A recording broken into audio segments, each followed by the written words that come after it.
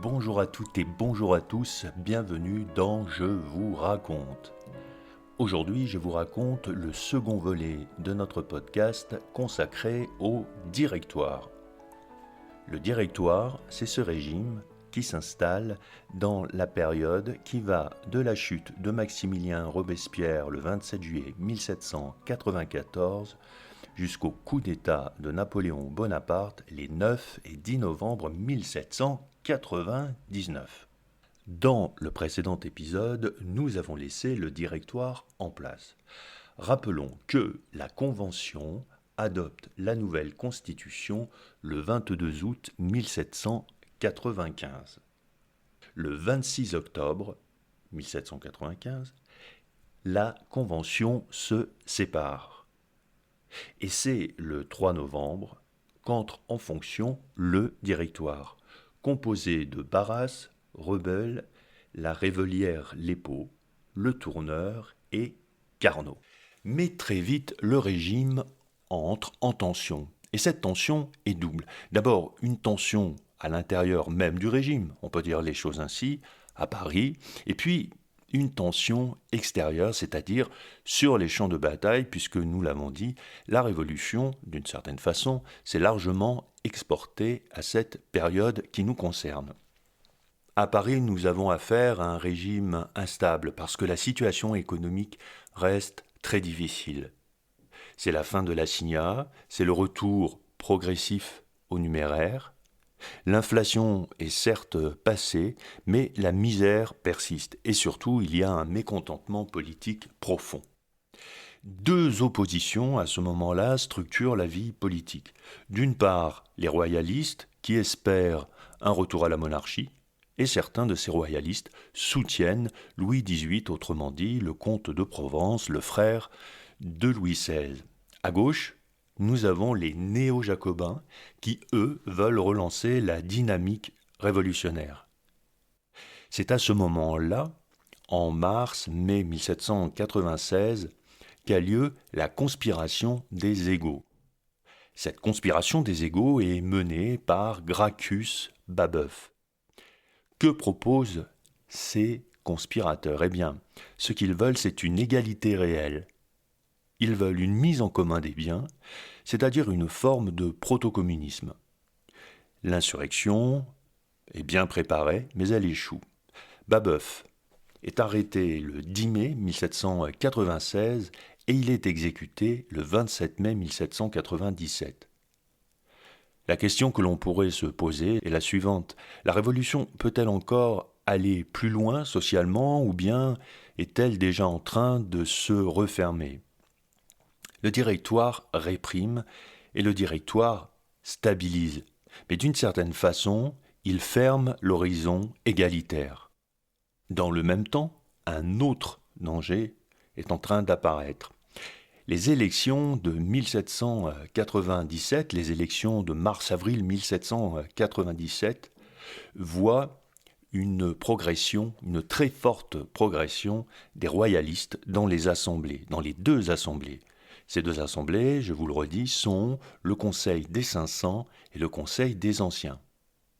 Et des figures émergent, des figures royalistes émergent, surtout au sein même du directoire, à travers deux personnes, Lazare Carnot et François Barthélemy.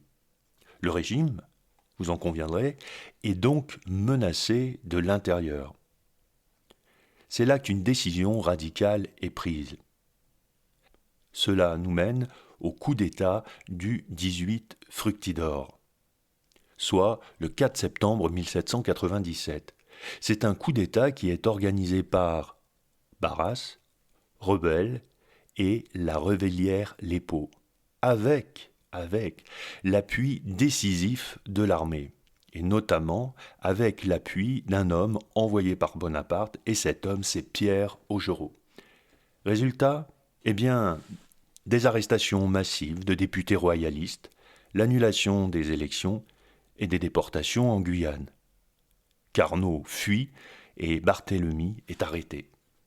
La République s'est donc maintenue, mais elle s'est maintenue par un coup d'État. Comment peut-on sauver la République en violant ses propres règles. La Révolution, à ce moment-là, est prise dans une contradiction permanente entre universalité des principes et arbitraire des pratiques. Et pendant que Paris est en crise, eh bien, il se passe quelque chose de décisif ailleurs, où ça, en Italie du Nord. Bonaparte a pris le commandement de l'armée d'Italie en mars 1796. Bonaparte affronte à ce moment-là deux adversaires, les Autrichiens d'une part et les Piémontais. Et très vite, il impose une nouvelle manière de faire la guerre. Rapidité, concentration des forces, supériorité locale. À ce titre, et les historiens insistent, mai 1796 est un moment de bascule. Bonaparte ne se contente plus d'être un général, il devient un acteur politique à part entière. Dans les zones occupées en Italie du Nord, eh bien, il administre, il prélève des contributions et il envoie de l'argent à Paris qui en a bien besoin. On peut se poser la question suivante. Qui dépend de qui ? Paris dépend-il de Bonaparte ou Bonaparte dépend-il de Paris ? On voit très bien qu'en cette année 1796, Bonaparte s'émancipe totalement du pouvoir parisien. Il met en place notamment la République cispadane en octobre 1996, la République cisalpine en juillet 1797. Et là, il redessine la carte politique et surtout, eh bien, il négocie lui-même la paix. Il y a deux traités de paix qui sont importants à cette période. L'armistice de Léoben en avril 1997 et le traité de Campo-Fiormo le 17 octobre 1797, avec, pour événement majeur, la disparition de la République de Venise qui est, disons-le, offerte à l'Autriche. En 1796, une autre histoire commence, celle de l'expansion française en Europe, et avec elle, celle d'un homme, Bonaparte. Donc, entre 1796 et 1797, le Directoire est pris en étau à Paris. Instabilité politique, coup d'État, division interne, et en Europe, victoire militaire, expansion territoriale et montée en puissance d'un général. Dernière question, si vous le voulez bien, le véritable centre du pouvoir est-il encore à Paris en ces années 96-97 ou bien s'est-il déjà déplacé ? Est-il en train de se déplacer ? Cette bascule nous conduit à la crise finale du Directoire en 1798-1799.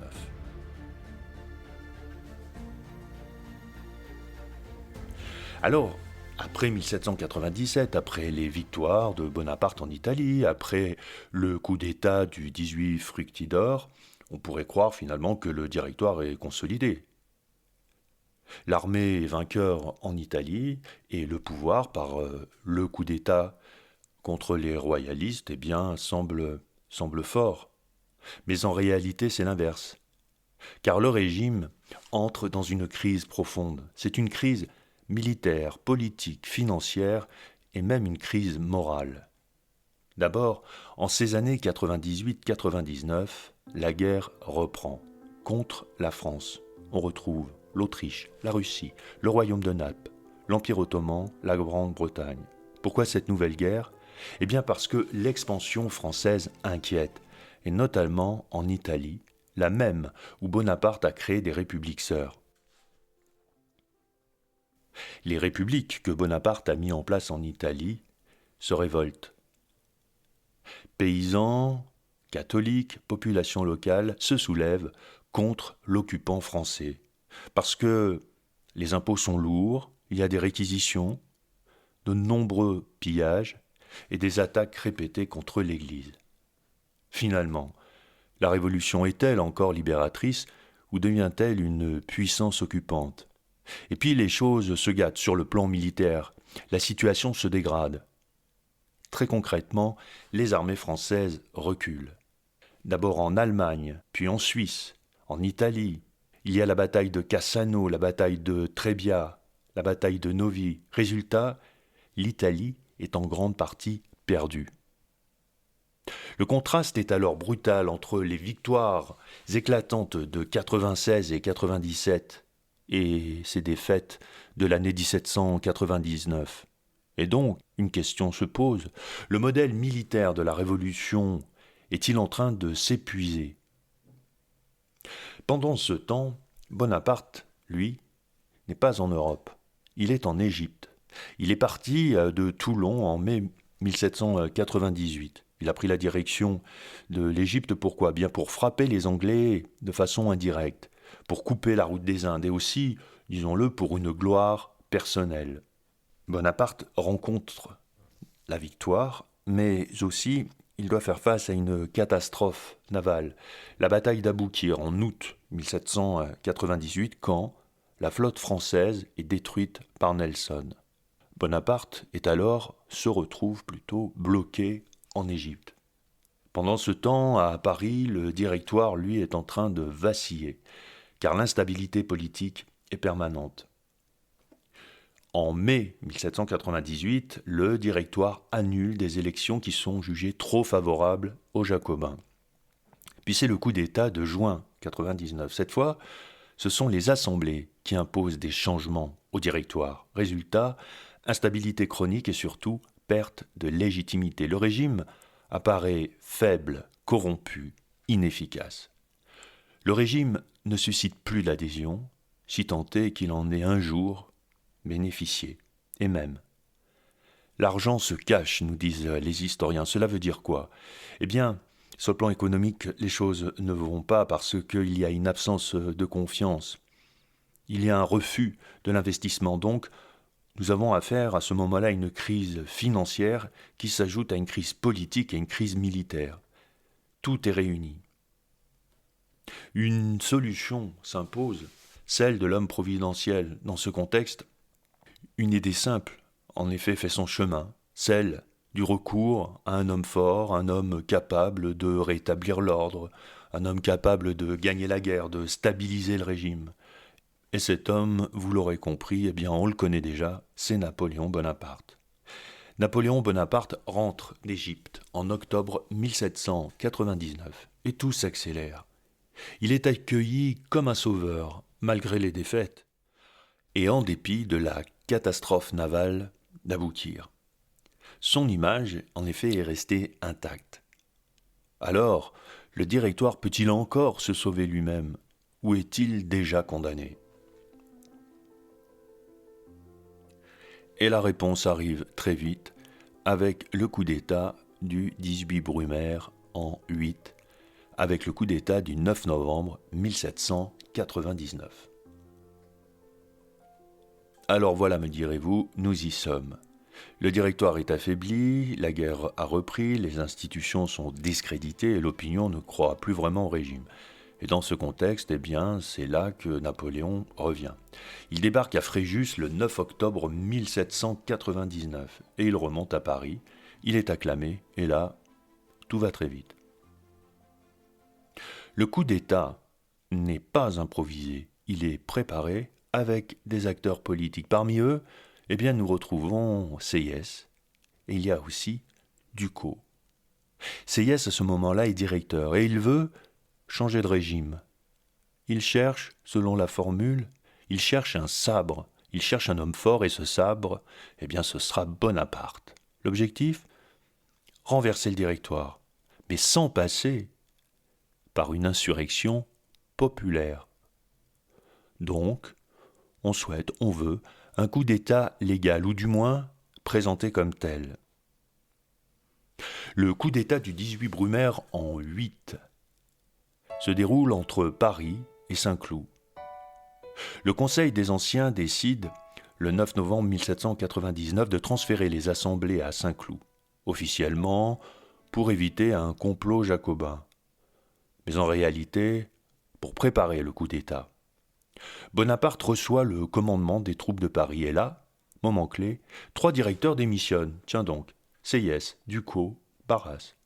Le Directoire se disloque, sans combat. Un régime s'effondre, sans résistance. À Saint-Cloud, les deux assemblées sont réunies. Le Conseil des 500, le Conseil des Anciens. Et Bonaparte entre en scène. Il prend la parole. Mais il est mal accueilli. Cris, agitation, accusation de dictature. Tiens, ça ne vous rappelle pas quelque chose, ça ? Certains députés parlent, même, de hors-la-loi. Et là, moment critique. Eh bien, Bonaparte vacille. Il perd le contrôle. Et c'est son frère, son jeune frère, Lucien Bonaparte, président du Conseil des 500, qui intervient. Et qu'est-ce qu'il fait, Lucien ? Eh bien, il appelle l'armée. Et les soldats entrent dans l'Assemblée et dispersent les députés. Fin des débats, fin du directoire, la Révolution se termine ou rentre dans un long hiver.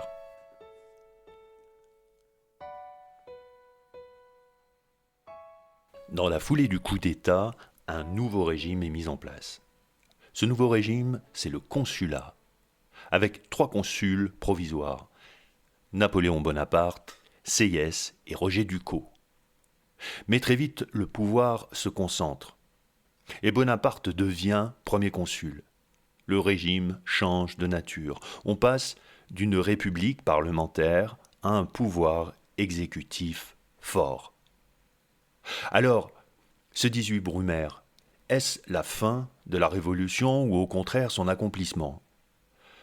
Certains historiens, dont François Furet, répondent de manière subtile. Bonaparte hérite de la Révolution, mais il la transforme.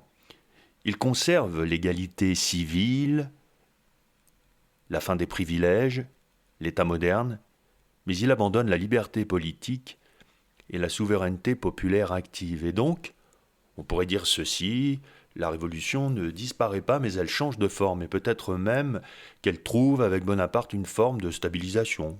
Mais à quel prix ? Au prix de la liberté. Et c'est peut-être là la dernière question que l'on peut se poser. Une révolution peut-elle survivre sans la liberté qui l'a fait naître ? Alors, nous arrivons progressivement à la fin de ce podcast qui nous a conduit de la chute de Maximilien Robespierre en juillet 1794 jusqu'au coup d'État du 18 Brumaire, ce 9 novembre 1799. 5 années. 5 années souvent mal connues et parfois mal aimées, parce que le Directoire n'a ni la radicalité de l'an 2, ni la grandeur apparente de l'Empire. Avec le Directoire, nous avons vu une révolution qui se poursuit, qui se cherche encore et toujours, une révolution qui se transforme, qui cherche un équilibre, qui veut concilier l'ordre et la liberté, qui veut rester fidèle à l'héritage de 1789, et qui rejette la terreur et ses mesures d'exception. Nous avons vu aussi un régime fragile parce qu'il repose sur une contradiction, gouverner sans dictature et sans démocratie pleine. Fragile parce qu'il dépend de l'armée, tout en prétendant incarner un pouvoir civil. Fragile enfin parce qu'il ne parvient pas à susciter l'adhésion. Et c'est peut-être là le point essentiel. Le Directoire n'échoue pas seulement à cause des circonstances. Il échoue parce qu'il ne convainc plus. Et pendant ce temps, un homme s'impose, Napoléon Bonaparte. Il s'impose, nous l'avons vu, par la guerre, par la victoire, par la gloire, et par sa capacité à incarner une solution. Le coup d'État du 18 Brumaire peut être perçu comme une solution face à une situation devenue intenable. C'est aussi le surgissement d'un homme, d'une figure, d'un tempérament. Avec le consulat, puis l'Empire, une nouvelle phase s'ouvre. Une phase où la révolution se stabilise ou s'endort. Une phase où l'État se renforce, mais où la liberté recule. À ce propos, je voudrais vous citer les propos tenus par Bonaparte, rapportés par son entourage, propos qui figurent dans l'ouvrage que consacre l'historien François Furet à la Révolution française. À Montebello, Napoléon Bonaparte, selon beaucoup de témoins, aurait fait cette confidence. Ce que j'ai fait jusqu'ici n'est rien encore. Je ne suis qu'au début de la carrière que je dois parcourir. Croyez-vous que ce soit pour faire la grandeur des avocats du Directoire, des Carnot, des Barras, que je triomphe en Italie ? Quelle idée !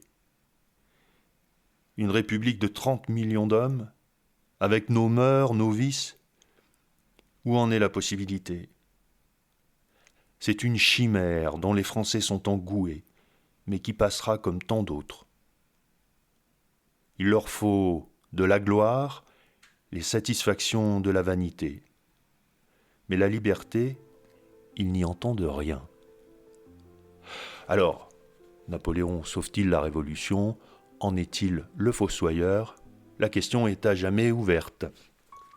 Je vous remercie pour votre écoute, votre attention, et je vous dis à bientôt pour un nouveau podcast consacré à la Révolution française. Et peut-être aurons-nous l'occasion de revenir plus en détail sur certains des événements qui ont jalonné l'histoire du Directoire.